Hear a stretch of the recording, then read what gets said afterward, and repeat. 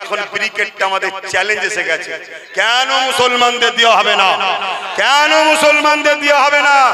যদি সেখানে আমার হিন্দু ভাইয়েরা তারা তাদের গীতা পাঠের জন্য পেতে পারে, 100% ঠিক করেছে, পাবে না কেন? তাদেরও তো ব্রিকেট, আমি বিরোধী নয়, কিন্তু সবাই যদি পায়, বাম পাবে, কংগ্রেস পাবে, টিএমসি পাবে, বিজেপির মতো অপদার্থ দেশ যারা দেশকে ক্ষতি করছে তারাও যদি পায়, তাহলে আমরা দেশের জন্য উলামারা 70,000-এর উপরে দিল্লিতে জীবন দিয়ে ব্রিটিশদের তাড়িয়েছি, আমরা তাদের উত্তরসূরি, আমরা কেন ব্রিকেট পাবো না? তাই চ্যালেঞ্জের সাথে ব্রিকেট করতেই হবে, এটা আমাদের অঙ্গীকার। না নাই জোরে বলুন, দরকার আছে না নাই? তাকে আমরা ভোট দেবো কি না দেবো সেটা আমাদের অধিকার, কিন্তু সে এখন আমার রাজ্যের সিএম, 26-এর ভোটের আগে পর্যন্ত তার উচিত হবে বাংলার প্রত্যেকটা জনগণকে সমানভাবে দেখা। তাহলে পাঞ্জাব সরকার যদি কৃষক বন্ধুদের সাথ দিতে পারে, আমাদের ভোট নিয়ে তুমি বারবার ক্ষমতায় এসেছো, তুমি বারবার বলেছো মুসলমানরাই আমাকে জিতিয়েছে, আজকে মুসলমান যখন মসজিদ হারাবার ভয়ে কাঁপছে, কবরস্থান হারাবার জন্য টেনশনে আছে, তার বাপ মাকে কোথায় দাফন দেবে চিন্তায় আছে, তুমি বাংলার মুখে দাঁড়িয়ে বলছো দিল্লি চলে যাও, এ কথা তোমার মুখে মানাই নে। তুমি যদি এই ভুলটা শুধরাতে চাও, তোমাকে 26-এর আগে সুযোগ দিচ্ছি, তুমি অবিলম্বে রাস্তায় নামো, সুপ্রিম কোর্টে কেস করো, তুমি তোমার বিধানসভাতে নিন্দা বিল পাস করো, তুমি পাস করো, আমার বাংলাতে এই আইন হতে দেব না। এই তিনটে কাজ তোমার থেকে আমরা দেখতে চাই, আমার সাথে কারা একমত একটু হাত তুলে দেখা। নাম্বার 1, সুপ্রিম কোর্টে তোমাকে মামলা করতে হবে। নাম্বার 2, তুমি তোমার রাজ্যের বিধানসভায়, তোমার সংখ্যা তো বেশি, তুমি এখান থেকে বিল পাস করো যে আমার রাজ্যের এমএলএরা বলছে হতে দেব না, এটা নিয়ে কেস করো, তাহলে গুরুত্ব বাড়বে না কমবে? নাম্বার 3, তুমি পাঞ্জাব সরকারের মতো তুমিও বলো যে তোরা আন্দোলন কর, তোদের থাকা খাওয়া গাড়ি ভাড়া তোদের সবকিছু আমি দেবো, আন্দোলন কর। কেন? তুমি তো নিজেই বলছো আমি বিজেপির বিরুদ্ধে, তাহলে বিজেপির বিরুদ্ধে যখন আন্দোলন, তোমার তো মাইনাস পয়েন্ট, তোমাকে হেল্প করা দরকার, কি ভাই ঠিক তো নাকি? কিন্তু না, তুমি আমাদেরকে বোকা বানাবার জন্য বলছো বিজেপির বিরুদ্ধে, কিন্তু তুমি তো মালদা থেকে আম পাঠাও, তুমি তো মাঝে মাঝে জামা কাপড় পাঠাও, তুমি তো মাঝে মাঝে আবার কে কি খাবার পছন্দ করে সে খাবারটা পাঠাও, তুমিও মাঝে মাঝে রাজ্যে না হলো উড়িষ্যায় গিয়ে এক টেবিলে বসে খাও। এগুলো কি তাহলে আজকে প্রমাণ হচ্ছে তুমি আমাদের সেজেছো? মূলত তুমি আমাদের নয়। যদি এটাই হয় তাহলে তোমাকে আমরা জানিয়ে দিই, আমরা সেই মুসলমান। হতে পারে আমাদের মধ্যে অনেক আছে মতনৈক্য জুজিয়াত মাসলা নিয়ে, হতে পারে আমাদের মধ্যে অনেক আছে বিভিন্ন সংগঠন, কিন্তু মনে রাখবেন এই সংগঠন আগেও ছিল, এই জুজিয়াত মাসলা নিয়ে আলোচনা আগেও ছিল, কিন্তু বুদ্ধদেব যখন বলেছিল মাদ্রাসায় জঙ্গি তৈরি হয়, মুসলমান চুপ করে গিয়েছিল, আন্দোলন সেইভাবে না করলেও চুপ ছিল ঠিকই, কিন্তু ঠিক সময় বুদ্ধদেবের বিরুদ্ধে সুইচ টিপে জনমের মতো বুদ্ধদেবকে সরিয়ে দিয়েছে, ঠিক না বেঠিক গো? ও আর জীবনে আসতে পারবে? এমন জায়গায় তো চলে গেছে সেখানে আসার উপায়ও নেই। কথা মাথায় ঢুকছে না? ঢোকে নেই? কিন্তু তাহলে তোমাকে সাবধান করে দিচ্ছি, এটা আমাদেরকে আঘাত দিয়েছে না দেয়নি? হ্যাঁ, তোমার সঙ্গে কারো পছন্দ ভোটের নাও থাকতে পারে, মানুষের নিজের স্বাধীনতা আছে, কিন্তু তুমি রাজ্যের সিএম হো, মুসলমানদের এই দুঃখের সময় এত বড় কথা তোমার মুখ দিয়ে ঠিক শোভা পাইনি। দ্বিতীয় নম্বর কথা, আমি ওই সকল আন্দোলন বন্ধুদের বলবো যারা ওয়াকফ কালা কানুনের বিরুদ্ধে হঠাৎ করে আন্দোলন করতে নেমেছিলেন, ঠিক আছে তারপরও তো নেমেছিলেন, কিন্তু হঠাৎ করে আন্দোলন বন্ধ করে গায়েব হয়ে গেলেন কেন? ও দিল্লিতে করতে বলেছে তাই আপনি চুপ করে গেলেন? আপনি কি আপনার নিজের শুধুটা বোঝেন? আপনি কি সমাজের কথা বুঝবেন না?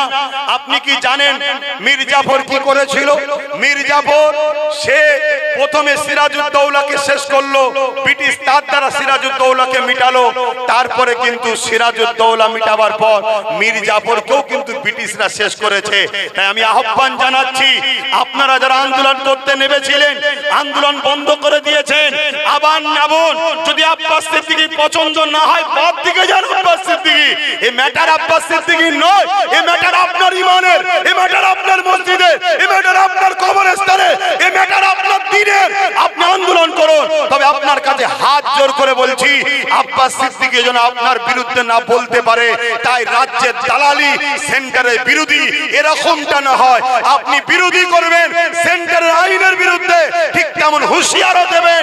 আপনি দিল্লি চলে যান বলেছেন, এই কথাকে আপনাকে উইথড্র করতে হবে। একমত তো নাকি? জোরে বলেন একমত তো নাকি? জোরে বলেন একমত তো নাকি? আমি বলছি না আমাকে নিতে হবে, আমায় বাদ দেন, আমি খারাপ বাদ দেন আমাকে, কিন্তু মসজিদটা কি দোষ করলো, মাদ্রাসাটা কি দোষ করলো? আজকে মসজিদ যখন বাবরি শহীদ হয়েছিল, বাবরিদের প্রত্যেকটা ইট আমাদের জন্য কেঁদেছে, বাবরিদের প্রত্যেকটা বালি আমাদের জন্য কেঁদেছে, আমাদেরকে ডেকে ডেকে বলেছে, হে আমার কওম মুসলমান সমাজের মানুষ, তোদের খোদার ঘরকে কিভাবে সন্ত্রাসীরা হত্যা করছে দেখ, তোরা কি জাগবি না, তোরা কি উঠবি না? আজকে পুরো দেশের মসজিদকে দখল করতে চাইছে, এখনো কি আমরা জাগবো না? এখনো কি আমরা উঠবো না? তাই প্রথম নম্বর বললাম, আন্দোলনের মতো আন্দোলন চলবে না, বন্ধ হয়ে যাবে। যত আন্দোলন বাংলায় হবে, বিশেষ করে বাংলায়, কেন বাংলায় সংখ্যালঘু মুসলমানের সংখ্যা হলো 40%। শোনো বন্ধুরা, শোনো, 40%। আমি চ্যালেঞ্জ দিচ্ছি, রাজ্য সরকার আমার সঙ্গে ডিবেটে আসুক বা আমার মোকাবেলায় আসুক, 40% হলো বাংলায় মুসলমানদের সংখ্যা। যদি 40% না হতো, তাহলে বাংলা ভাগের জন্য এত তাড়াহুড়ো এরা করছে কেন? আপনারা জানেন বাংলা ভাগ করতে চাইছে, এ খবরও তো রাখেন।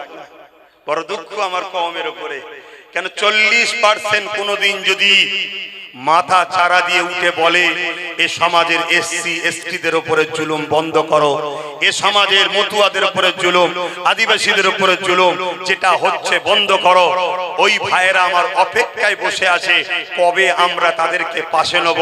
তাদের ঘরে যদি আমরা হাতটা লম্বা করে দিই, যেমন নওশাদ হাত লম্বা করেছে, হু করে তারা সব নওশাদের সাথে মিশছে, জানেন তো? ঠিক এইভাবে তারাও যদি চলে আসে, তাহলে এই বাংলায় সংখ্যা লঘু যাদেরকে বলা হচ্ছে মুসলিম 40%, আর তাদের মিলিয়ে আমরাই হয়ে যাব 70-75% মজলুম। যারা এই মজলুমরা যদি এক হয়ে যায়, কিন্তু আমাদের ঘরে আওয়াজ তুলতে হবে, তারা চাইছে আমরা আওয়াজ তুলি। তো চলে আসুন, দ্বিতীয় অপশন হচ্ছে কি? দ্বিতীয় অপশন হচ্ছে সুপ্রিম কোর্টে কেস। যখন কোনো আইন হয়ে যায়, ওই আইনকে রুখতে গেলে আইনের দ্বারা রুখতে হবে। তাই সুপ্রিম কোর্টে কেস যতটা হয়েছে বড় দুঃখজনক। আমি তো ভেবেছিলাম সুপ্রিম কোর্টে হয়তো কয়েক লক্ষ কেস জমা পড়বে আইনের, এই কালাকানুনের বিরুদ্ধে, কিন্তু সেইভাবে একেবারে তুচ্ছ।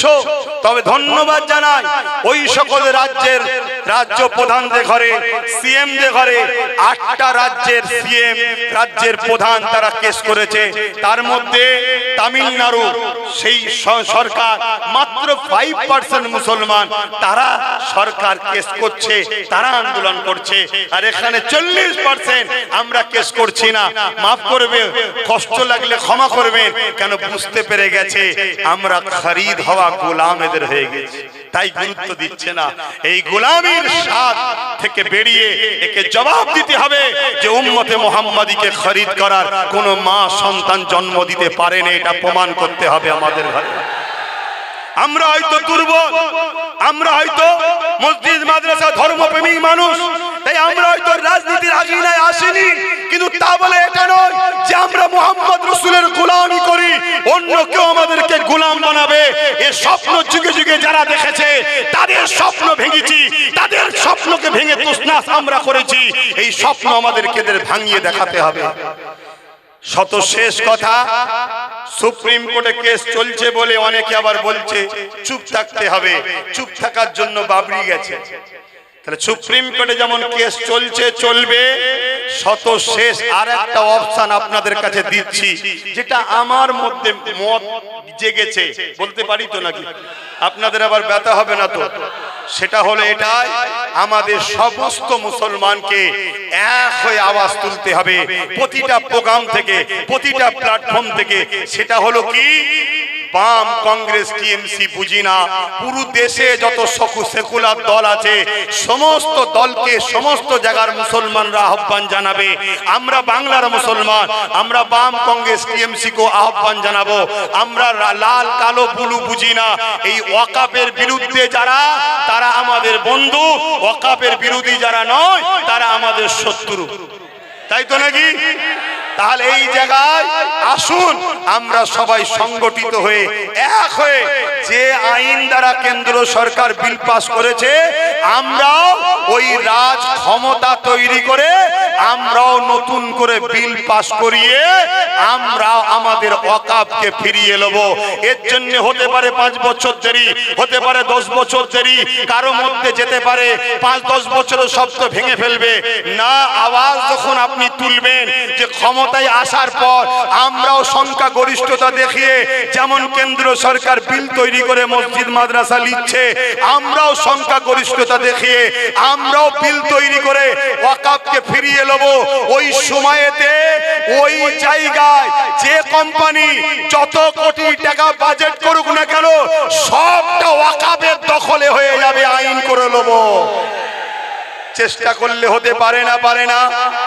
আজকে যদি আমরা বলি আমাদের ঘরে আসুন সমস্ত দল এক হয়ে, সেকুলার দল যারা যারা বারবার মুসলমানদের ঘরে বড় ভোটের পছন্দ হয়, আসো আমাদের সাথ দাও। কি চেয়ারে 3টে পা তোমাদের থাকবে, একটা আমাদের থাকবে, ভাগিদারিতে আমরা এক জায়গায় হব। কি রাজি আছেন না নাই? জোরে বলুন, রাজি আছেন না নাই? ওই যে চেয়ার দেখছেন না সামনে লাগানো রয়েছে, 4টে পায়া আছে দেখুন। 3টে পায়া থাকলে ওই চেয়ারে কেউ বসতে পারবে? তো 3টে তোমাদের বাম কংগ্রেস টিএমসি থাক, একটা আমাদের হাতে থাকবে। তোমরা গদিতে বসবে, বসো, কিন্তু সংখ্যা গরিষ্ঠতা দেখিয়ে এই ওয়াকাফ কালা কানুনকে বাতিল করবে, এই বিল তৈরি করবে। সারা দেশে এই লড়াই ছড়াতে হবে। সারা দেশে এই লড়াই চললে একদিন অপদার্থ বিজেপি সরকার পড়বে, সেদিন সংখ্যা গরিষ্ঠ সেকুলার দল যারা আছে আমরা হব। আমরা তখন আইন তৈরি করে আবার আমাদের ওয়াকাফকে ফিরিয়ে নেব। এই 3টে পন্থা আমাদের কাছে আছে। চতুর্থ কোনো পন্থা থাকলে একটু জানাবেন, আমি সেটাকেও আগামী দিন প্রচার করব। এই 3টে ছাড়া কোনো পন্থা আমাদের কাছে নেই। নাম্বার 1, কৃষকদের মতো আন্দোলন দ্বারা এটাকে রুখা যেতে পারে, কিন্তু কৃষকদের মধ্যে গাদ্দার নাই, মুসলমানের মধ্যে মুনাফিক গাদ্দার আছে, এটা ভয় হচ্ছে। তাই দ্বিতীয় অপশন হলো কি, সুপ্রিম কোর্টে কেস। কিন্তু সুপ্রিম কোর্টে কেস তো চলছে, সুপ্রিম কোর্টকে সম্মান করি, কিন্তু জজ সাহেব যিনি আছেন তিনি আস্থার উপরে বাবরির বিরুদ্ধে রায় দিয়েছিল, তাই ওখানে কেস চলবে ঠিকই, কিন্তু নাকে তেল দিয়ে ঘুমানো যাবে। নাম্বার 3, যে শক্তি দ্বারা ওরা বিল করেছে ওই রাজ শক্তি দখল করতে হবে। আমার কথা কি কষ্ট নিলেন? 3 নম্বরটা কি খারাপ লাগলো? এতেই মরিছি তো আমরা। আমাদেরকে একদল উলামারা বুঝিয়েছে আমরা নামাজ পড়বো, রোজা রাখবো, মসজিদ মাদ্রাসালে থাকবো, পরকালে আমরা জান্নাত লবো। এই বুঝিয়ে আমাদেরকে ঘরে ঢুকিয়ে দিয়েছে। যতক্ষণ না আমরা রাজ পাওয়ারে পার্টিসিপেট করব, রাজ ক্ষমতা যতদিন না দখল করব, ততদিন আমাদের ঘরে সবাই মিলে লুটবে। বিগত দিনও লুটেছে, আজও লুটছে, আগামীতেও লুটবে। আজকে বুকে হাত দিয়ে বলুন, আমি যে 2021-এ বলেছিলাম চেয়ারে 3টে পা থাকে, থাক একটা আমাদের থাক। ধরুন রাজ্যে যে সরকার আছে তিনি ধরুন বসেই আছে সরকারে, কিন্তু তিনার পা 3টে আর একটা আমাদের যদি লাগানো থাকতো, আজকে বলতে পারতোই চেয়ারে বসে দিল্লি যাও। সত্যি করে বলুন, পারতেন? কেন পারতেন না? তিনি জানে একটা পা ওদের বিরুদ্ধে আঘাত দিয়ে কথা বললেই পা খুলে নেবে, সরকার পড়ে যাবে। তাহলে আমাদের রাজ পাওয়ার দরকার আছে না নাই?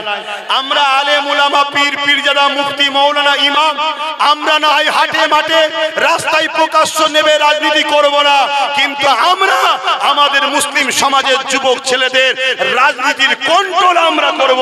আমরা ছেলেদেরকে পরিচালনা করব। আমরা আমাদের 40%কে শিখাবো কিভাবে রাজনীতি করতে হয়, কিভাবে ইনসাফ ইনসানিয়াত প্রতিষ্ঠিত করতে হয়। এটা যখন ইসলামে হারাম নয়, তাহলে আমরা উলামারা কেন পিছিয়ে আছি?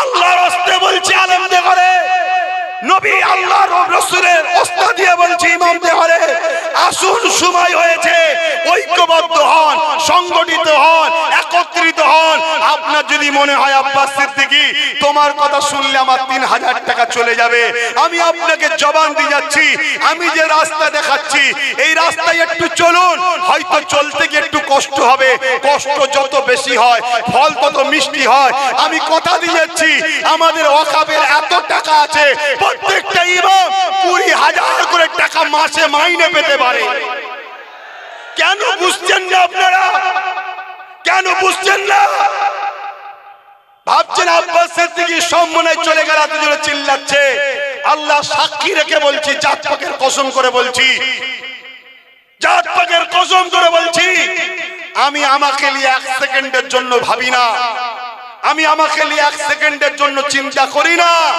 আমি এমন একটা পরিবারের সন্তান আমার জন্য আপনারা ভিজে দাঁড়িয়ে আছেন আমি এমন একটা পরিবারের সন্তান আমি যেখানে যাই আপনারা ছুটে যান আমি এমন একটা পরিবারের সন্তান আমাকে দেখে হাতে পয়সা গুঁজে দেন আমি এমন একটা পরিবারের সন্তান আমি যদি অন্য কোনো জায়গায় চলে গিয়ে বলি তোমার দেশে আমি থাকতে চাই ওয়েলকাম করে নিয়ে নেবে এমন একটা পরিবারের সন্তান আমি আমার দেশকে ছেড়ে যাব কেন আমি আমার দেশকে ধ্বংস হতে দেব কেন আমি আমার মসজিদ মাদ্রাসা ছেড়ে যাব কেন এজন্য চিল্লাচ্ছি আপনাদের কাছে এসে তাই অনুরোধ করছি আমার ভাইয়েরা ভুল বুঝবেন না আমাকে প্রত্যেকটা উলামা প্রত্যেকটা ইমাম প্রত্যেকটা হাফেজ খোলা ডাক দিচ্ছি প্রতি জুম্মায় ঘরে থাকি আসুন যদি আসতে না পারেন কারো হাতে চিঠি লিখে আপনার নাম ফোন নাম্বার দেন যে আমি আপনার সাথে আছি প্রকাশ করব না আপনার নাম একদিন প্রকাশ করব যেদিন আমরা সংগঠিত হয়ে যাব সেদিন প্রকাশ করব আজকে বলুন তো আমরা 30-40 হাজার আলেম উলামা ইমাম যদি এক জায়গায় হতে পারি যত কমই হোক 1 কোটি মুসলমান আমাদের সাথে আছে কেন প্রত্যেকটা ইমামের যত কমই হোক 200-500 করে লোক হবে কথা ভুল বলছি তাহলে এভাবে যদি আমরা 40-50 কি 30 হাজার আলেম উলামা ইমাম এক জায়গায় হতে পারি তাহলে যত কমই হোক 1 লক্ষ যুবক আমাদের পাশে আর আলেম উলামা ইমামদের জন্য যুবকরা বুকে তাজা খুন দিতে রাজি আছে ঠিক না বেঠিক গো বলো দিতে পারবে না তোমাদের সামনে তোমার নবীর ওয়ারিসকে অপমান করা হবে তোমাদের সামনে তোমার নবীর ওয়ারিসকে মারা হবে তোমরা যুব সমাজ কি চুপ থাকবে এই গতকালকে পরশু দিনে আমার আমানুল্লাহ ভাই রয়েছেন উনি সময় নেই বলে বলতে পারেনি ওটা আমি বলে দিয়ে যাচ্ছি ক্যানিং এতে 3 জন আলেম মানুষ তারা বাজারে গেছে প্রয়োজনের জন্য তাদেরকে অপমান করেছে তাদেরকে বেইজ্জতি করেছে যে অপমান যে বেইজ্জতিটা